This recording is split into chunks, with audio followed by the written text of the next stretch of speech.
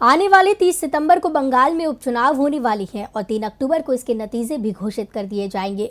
BJP और TMC के लिए यह उपचुनाव बहुत मायने रखता है, क्योंकि एक ओर राज्य की सीएम ममता बनर्जी चुनाव लड़ेंगी, तो वहीं दूसरी ओर बीजेपी भी अपनी मजबूती साबित करने की एक और कोशिश करेगी। लेकिन बीजेपी के लिए बड़ी परेशानी उसके नेताओं का बड़बोलापन बन रही है। अब बंगाल बीजेपी के अध्यक्ष दिलीप घोष ने कुछ ऐसा कर दिया जिससे आगामी चुनाव में बीजेपी को भारी नुकसान उठाना पड़ सकता है। क्या है मामला, देखिए ये खास रिपोर्ट। पश्चिम बंगाल उपचुनाव का काउंटडाउन शुरू हो चुका है। जैसे जैसे चुनाव नजदीक आ रहा है, पार्टियों की धड़कनें भी तेज हो रही हैं।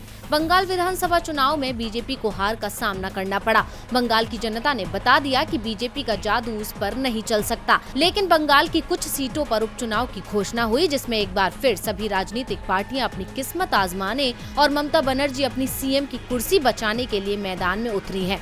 अब इसी कोशिश में बीजेपी भी लगी है, लेकिन बीजेपी के ही नेता बंगाल बीजेपी की मुश्किलें बढ़ाते नजर आ रहे हैं। बीजेपी की छवि बनाने की बजाय छवि बिगाड़ रहे हैं और ये नेता कोई और नहीं, बिहार बीजेपी के अध्यक्ष दिलीप घोष हैं। दरअसल इन्होंने एक कार्यक्रम के दौरान कुछ ऐसा कह दिया जिसकी वजह से इन पर मां दुर्गा की इंसल्ट करने का आरोप लगाया जा रहा है। मां दुर्गा के अपमान से नाराज जनता ने #बीजेपी इंसल्ट मां दुर्गा के नाम से एक अभियान छेड़ दिया है, जिसमें अभी तक लगभग 10,000 से ज्यादा लोग ट्वीट कर अपनी अलग अलग प्रतिक्रिया दे रहे हैं। दरअसल दिलीप घोष ने एक कार्यक्रम के दौरान ममता बनर्जी पर निशाना साधते हुए कहा कि राजा राम का जिक्र तो हर जगह मिल जाता है, लेकिन ये दुर्गा कहां से आ गई।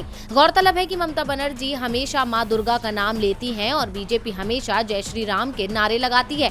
उसी के चलते दिलीप घोष ने इस तरह का आपत्तिजनक बयान दिया है, जिसके बाद से उनका वो वीडियो तेजी से वायरल हो रहा है और जनता अपना गुस्सा जाहिर कर रही है। बीजेपी पर आरोप लग रहे हैं कि अभी तक धर्म में भेदभाव करने वाली बीजेपी अब भगवानों में भी भेदभाव कर रही है। इस मामले के बाद से बीजेपी एक बार फिर जनता के निशाने पर आ गई है। विधानसभा चुनाव के बाद से बीजेपी का साथ छोड़ टीएमसी में जा रहे सांसदों ने पहले ही बीजेपी को कमजोर कर दिया था। अब दिलीप घोष के इस बयान से क्या होगा बंगाल में बीजेपी का हाल, ये तो आने वाला वक्त ही बताएगा। डीवी लाइव की रिपोर्ट।